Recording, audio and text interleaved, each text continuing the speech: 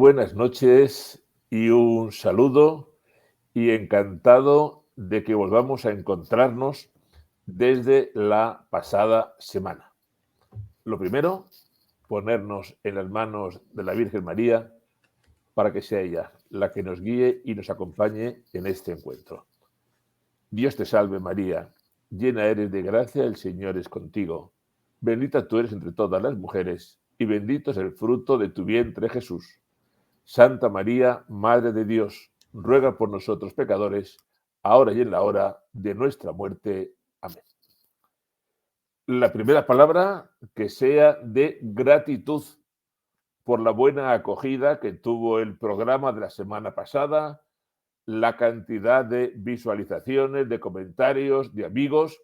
Dios les pague su benevolencia con un servidor.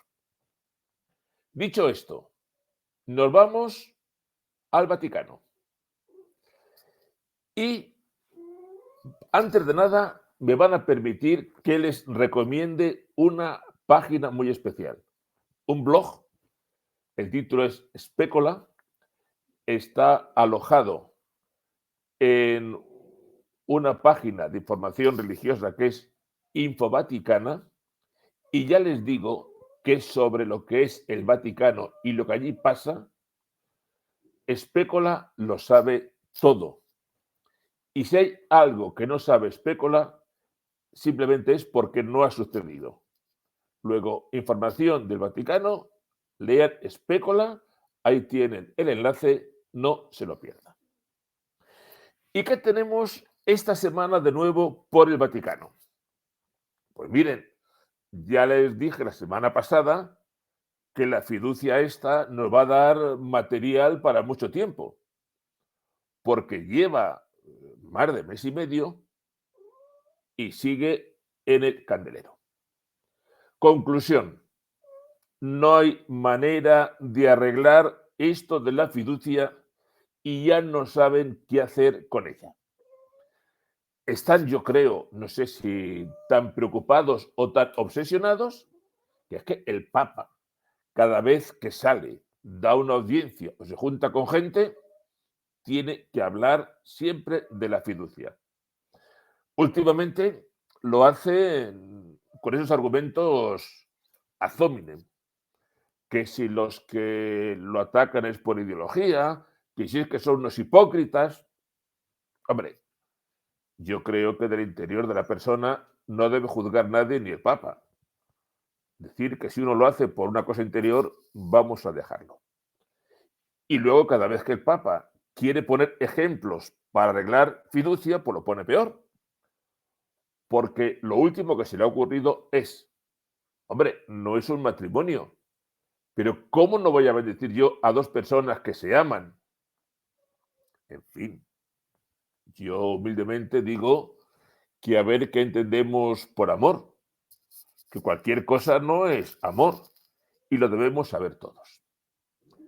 Dentro de lo que es fiducia, para entendernos fiducia, ha sido todo un acontecimiento que un grupo de 90 eclesiásticos, académicos, personas de gran solvencia, haya dirigido lo que llaman una súplica filial a cardenales y obispos en la que les dicen que por favor no apliquen fiducia súplicas en sus diócesis y de paso, si pueden, que consigan que esta declaración se retire y se quite de en medio.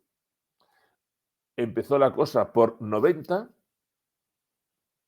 han pasado ampliamente de los 300 y dentro de los 300 que han escrito la súplica filial, hay que señalar al obispo Strickland, recientemente apartado de su diócesis, o el lenguaje que se hace cada vez más común ha sido misericordiano.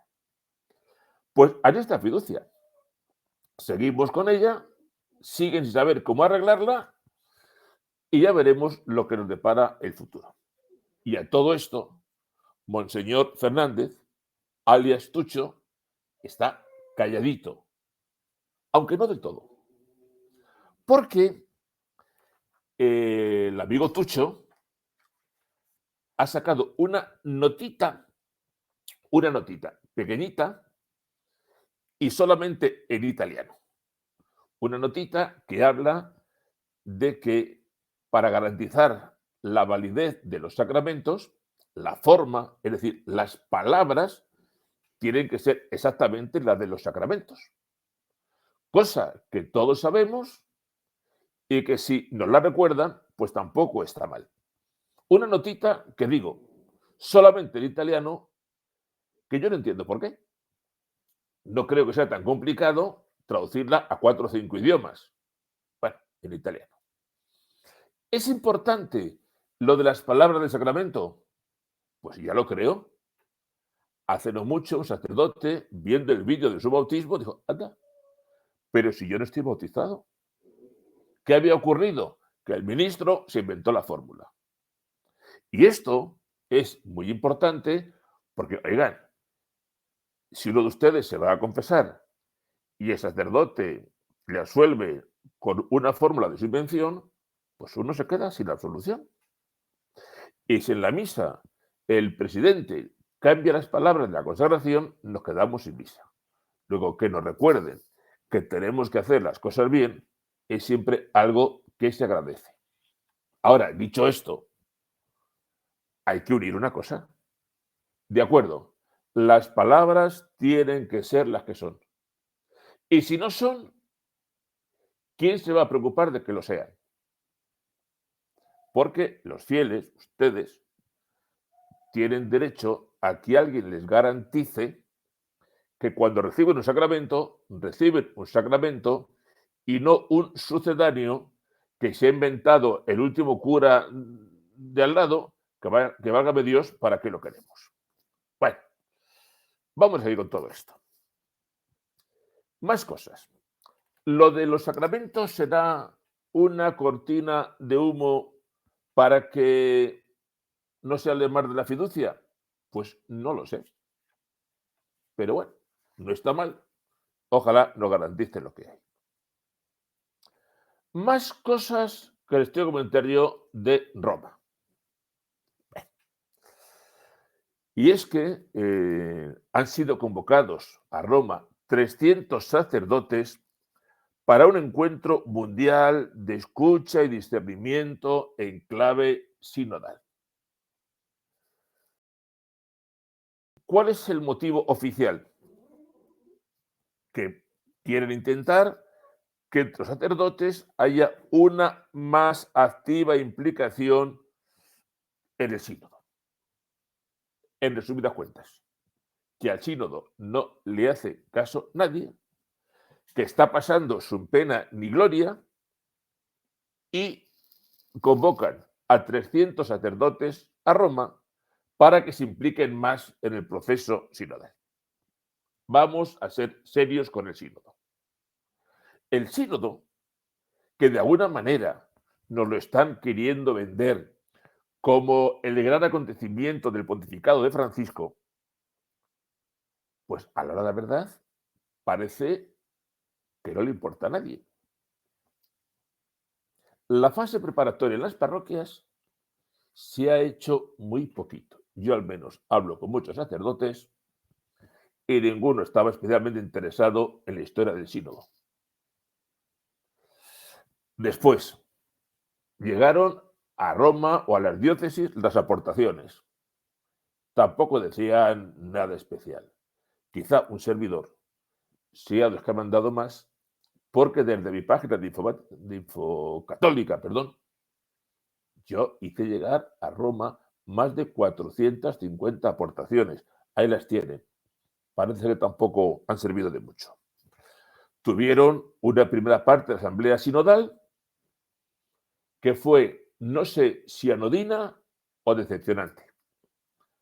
Los que querían no mover mucho las cosas, decepcionados porque veían aperturas que no estaban de acuerdo, y los que querían apertura tampoco están conformes porque no hay demasiada apertura. En fin, un lío. El caso es que el sínodo no termina de funcionar. Por tanto, por mucho que lleven sacerdotes o no, eso no va. Y por otro lado, el estilo sinodal tampoco se ve, porque fiducia le sacó, no se ha consultado con nadie, luego nos hablan de sínodo con unas formas de apertura y comunicación muy poco sinodales. ¿Servirá de algo lo de los sacerdotes? Yo no lo sé. Ahora, sí digo una cuestión. En el mundo, sacerdotes somos más de 400.000. Que vayan 300, pues no es ni uno por 1000. En Madrid a lo mejor tocan 2. A mí, de luego, nadie me ha dicho que si quiero ir a Roma y no está tampoco entre mis principales preocupaciones. Ahora, lo que está claro es que el sínodo no va y quieren mover para que vaya, aunque no sabemos, ni saben, ni a dónde, ni por qué. Ahí está.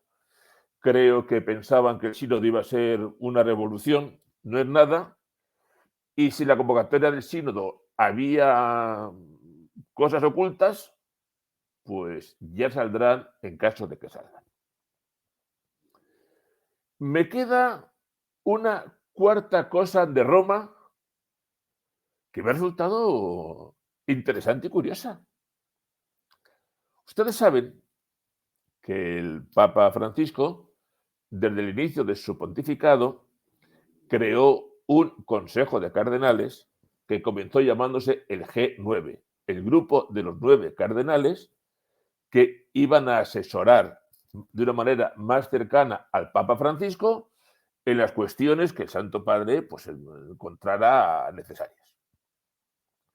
Bueno, pues este Consejo de Cardenales, hemos sabido ahora claramente que tuvo una reunión en diciembre. Y el tema que al Santo Padre le preocupaba era el papel de la mujer en la Iglesia Católica.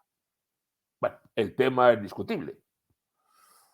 Yo creo que en una época que estamos todos agarrados por el relativismo, donde las iglesias se nos están quedando vacías, donde no hay vocaciones, donde la propia curia necesita una reforma, dedicar el Consejo de Cardenales al papel de la mujer, yo no creo que fuera lo más urgente. Pero bueno, si el Santo Padre lo ve así, él es quien decide y no hay nada más que objetar.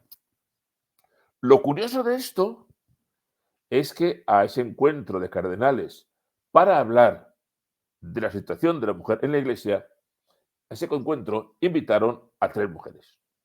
Una religiosa, hija de María Auxiliadora, invitaron a otra mujer, miembro del Orden de las Vírgenes Consagradas, e invitaron a una obispa anglicana, obispa, obispesa o lo que sea, que yo me he quedado a cuadros, porque digo, ¿y esa señora obispa qué pinta ahí? Porque, a ver, en la Iglesia Católica, el sacerdocio femenino quedó definitivamente excluido por aquel documento Ordenanza Sacerdotalis de Juan Pablo II del año 1994. Entonces, si en la Iglesia Católica no está previsto lo de la ordenación de las mujeres, ¿qué pinta una obispa anglicana ahí? Bueno, pues una de las mujeres que estuvieron en el encuentro ha explicado por qué llamaron a la obispa. Por lo visto, querían que la obispa les contara cuál fue el proceso dentro de la Iglesia anglicana para llegar a la ordenación de las mujeres. ¿Cómo que el proceso para la ordenación de las mujeres nos lo va a contar una anglicana para que lo hagamos los católicos? Si son de Iglesia Católica, ya está cerrado ese tema. Y también nos han dicho que invitaron a la obispa, suena mal, pues obispa es obispa, dicen, invitaron a la obispa para que explicara cómo había sido la reacción de la Iglesia anglicana después de la ordenación de las mujeres como diáconas, presbíteras y obispas. Pues yo no sé ella la que contó, pero se lo cuento yo. Fatal. En la iglesia anglicana, el sacerdote y la mujer ha supuesto otra sangría y están cada vez peor. Luego yo entiendo que han llevado a la obispa para que les cuente exactamente lo que no hay que hacer. Miren, a mí en esto me preocupa quién va y quién no va. ¿Por qué a la hora de hablar de cómo se siente una mujer en la iglesia, digo yo, no llevan a una señora normal con su marido, con sus hijos, sin marido o sin hijos, de estas señoras cuya presencia eclesial es la misa del domingo? Y es que en general en la iglesia, cuando alguien decide preguntar, siempre pregunta a los listos de turno. Es decir, a fulanito que está en el consejo, a menganito de tal universidad, a futanito de no sé qué movimiento. No. Si queremos saber lo que es la iglesia y cómo tiene que vivir la iglesia, hay que preguntar a la gente corriente de la misa del domingo. Usted, señora Rafaela, señora Juana, ¿qué piensa de esto? Y a lo mejor resulta que nos llevamos alguna sorpresa muy agradable, porque la gente normal de misa suele ser gente muy sensata. Bueno, vamos a dejar Roma para hablar de otro tema. El Papa San Juan Pablo II, el año 1997, decidió instaurar el día 2 de febrero como jornada de la vida religiosa. Estamos en febrero, yo creo que merece la pena que hablemos de la situación de la vida religiosa en la Iglesia. ¿Cómo están las cosas? Pues mal, lo sabemos todos.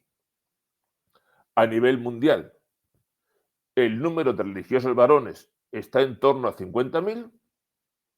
Este último año ya ha bajado en 800. Llevan años bajando el número de los religiosos. Y el número de religiosas está en unas 608.000. A nivel mundial estamos diciendo, pero el último año se han perdido 10.500. Oiga, esto es serio, ¿eh?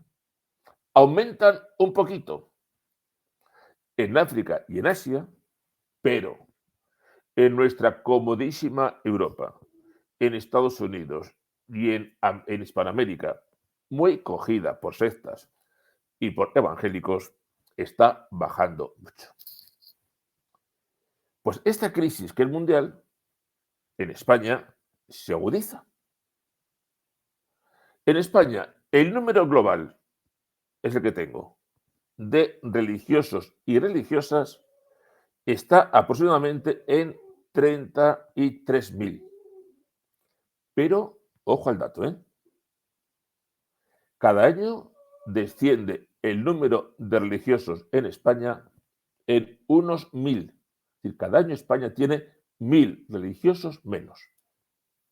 Pero es que dentro de esto hay una sangría todavía más preocupante y más dramática, que es la sangría de la vida contemplativa. Porque en España se están cerrando prácticamente un convento, un monasterio contemplativo al mes. Imaginen qué tristeza, cómo está bajando el número de religiosos. ¿Y cuáles son las causas de este declive? Bueno, pues las causas, según los obispos de España, son tres. La secularización, el descenso demográfico, de acuerdo, y el cambio de modelo de familia. Bueno, estoy de acuerdo. Ahora, no echemos toda la responsabilidad a las causas externas, porque las órdenes y congregaciones religiosas, de manera especial las de vida activa, están sufriendo desde hace tiempo un proceso de secularización interior muy serio. las contemplativas menos, pero no cabe duda que la propia secularización interna y el envejecimiento no facilita que haya gente que hoy opte por la vida religiosa. Dicho esto, pues hombre, yo les animaría a no perder la esperanza, porque en mitad de la sequía vocacional uno va apreciando pequeños signos de renovación. Déjenme que les diga 2 o 3 ejemplos. Por ejemplo, las dominicas de Nashville, Estados Unidos, son más de 300, la mayor parte jóvenes. Las dominicas de Ann Arbor, más de 150. Y las religiosas de Jesu Comunión en España son más de 200. Por cierto, a que la Virgen es una preciosidad. Es una copia de la imagen de María que tienen las religiosas de Jesu Comunión en su convento de la Aguilera. ¿Y cuál es la clave? Pues miren, lo que está claro es que donde hay vida, donde hay ilusión, donde hay fe y donde hay alegría de consagración, va habiendo vocaciones. Es verdad que hay monasterios contemplativos que no las tienen y son muy buena gente.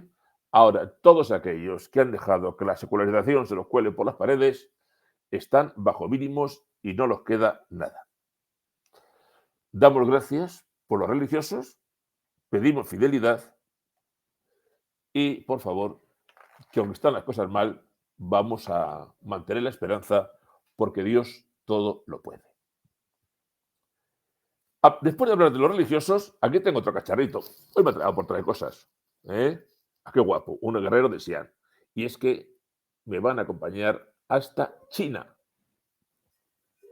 Me van a acompañar a China porque a lo mejor nos pensamos que los católicos de Europa, del Vaticano, Estados Unidos, somos el centro del mundo. Bueno, somos muchos, pero hay católicos en otros lugares. Y yo creo que es interesante que pensemos cuál es la situación de los católicos en China. Vamos a partir de una premisa, que es la historia en la mano.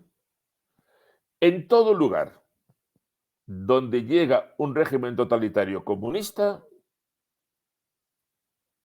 la Iglesia es perseguida y, a ser posible, aniquilada. No les voy a contar a ustedes lo que pasó en la antigua Unión Soviética cuando llegó la Revolución Rusa. Iglesias destruidas y todo lo que era religioso lo fueron aniquilando. Es bueno que recordemos lo que se vivió en España en la Guerra Civil. Cuenta Antonio Montero, que es el gran estudioso de la persecución religiosa en España, fíjese qué dato, que en España, en la Guerra Civil, el año 1936, en apenas un semestre, fueron asesinados 12 obispos, 4.000 sacerdotes y 2.000 religiosos. En 6 meses. Los templos, por supuesto, saqueados e incendiados. Pero podemos hablar de sitios más cercanos. ¿Cómo está Cuba? ¿Cómo ha estado Corea del Norte? Antes, los comunistas, cuando se encontraban con la Iglesia, lo que hacían era directamente destruir templos y matar sacerdotes y religiosos y obispos. Ahora lo de matar directamente está peor visto. ¿Y qué hacen? Pues muy sencillo. Permiten la Iglesia, pero siempre controlada. ¿Qué ha pasado en China? Pues que en China han estado coexistiendo dos iglesias. La iglesia patriótica, que era la iglesia controlada por el gobierno, y luego hemos tenido una iglesia católica, fiel a Roma, clandestina, que ha sufrido persecución y secuestros. Todos sabemos que ha habido consagraciones de obispos fieles a Roma que al acabar la misa de consagración han sido detenidos y nunca más se supo. El año 2018 firmaron un convenio el Vaticano y el gobierno chino. El Vaticano pretendía, bueno, una cierta aproximación, que el gobierno chino al menos el nombramiento de obispos lo consensuara, porque era el gobierno chino el que estaba designando obispos, y que hubiera cierta flexibilidad. Un documento que nadie le conoce completamente. El cardenal Zen, que de China sabe algo, no era nada partidario de este acuerdo, pero el documento se firmó. ¿Qué se ha conseguido? Nada. Porque el gobierno sigue nombrando obispos, sigue eligiendo diócesis y sigue haciendo lo que le da la gana y sigue cerrando iglesias cada vez que le apetece. ¿Qué tenemos que aprender de una vez? Convenios con gente que no los va a cumplir no merece la pena que se firmen. Y en el caso de China, no tenemos más que una solución. Las catacumbas, iglesia clandestina, ser fieles a Roma y saber que eso nos puede llevar hasta el martirio. ¿Cómo no vamos a acordarnos del cardenal Minszewski, o como se diga, el de Hungría? No me sale a pronunciarlo bien. Convenios con países comunistas es perder el tiempo. Firman y al final dicen, hemos vuelto a engañar a los católicos porque seguiremos haciendo lo que nos dé la gana. Qué gran tristeza lo que está pasando en China. Oigan, y que se me ha ido el tiempo. Que se me ha ido el tiempo, pero ¿de qué manera se me ha ido el tiempo? Bueno, termino con una cosita breve. Porque el miércoles, no se me despisten, es miércoles de ceniza. Comenzamos la cuaresma. Y el Santo Padre, como todos los años, nos ha ofrecido el mensaje de cuaresma. Con el título, A través del desierto, Dios nos guía a la libertad. ¿Dice algo especial? No. ¿Dice algo original? Tampoco. Ni falta que hace. Los católicos lo que necesitamos no son originalidades, sino que cada día nos recuerden el fundamento de nuestra fe. Y el fundamento de la cuaresma es tiempo de conversión a través, nos lo van a explicar el miércoles de ceniza, tiempo de conversión a través de la oración, la penitencia y el ayuno y la limosna. Pues esto es lo que hay. Ahora, yo sí les digo, léanse el mensaje del Papa, aunque solamente fuera por mantener ese signo de comunión con el sucesor de Pedro y con toda la Iglesia universal. Y señores, que se nos ha ido el tiempo. Permítanme alguna cosita más. Que además de vernos aquí los viernes, saben que tengo un canal en YouTube que se llama Parroquia San José de la Sierra. En ese canal, los jueves a las 8 de la tarde, hora de España, tenemos nuestro tiempo de formación. Y los domingos, a las 12 de la mañana, también a través del canal de la Parroquia de San José de la Sierra, retransmitimos en directo la Santa Misa desde la Parroquia de San Simón Apóstol de Piñueca. Pues asómense al canal, den a un me gusta o a un quiero seguirlo, porque eso a todos nos viene bien. Pues nada, que buenas noches. Ya hemos dado una vueltecita por el Vaticano, por la vida religiosa, por los chinos y siempre en fidelidad a la Iglesia de Cristo. Nos despedimos, como siempre, puntuales, recibiendo la bendición de Dios. Que la bendición de Dios Todopoderoso, Padre, Hijo y Espíritu Santo, descienda sobre nosotros y nos acompañe siempre. Viva Cristo Rey. Buenas noches, buenas tardes y hasta la semana que viene, si Dios quiere. Saludos.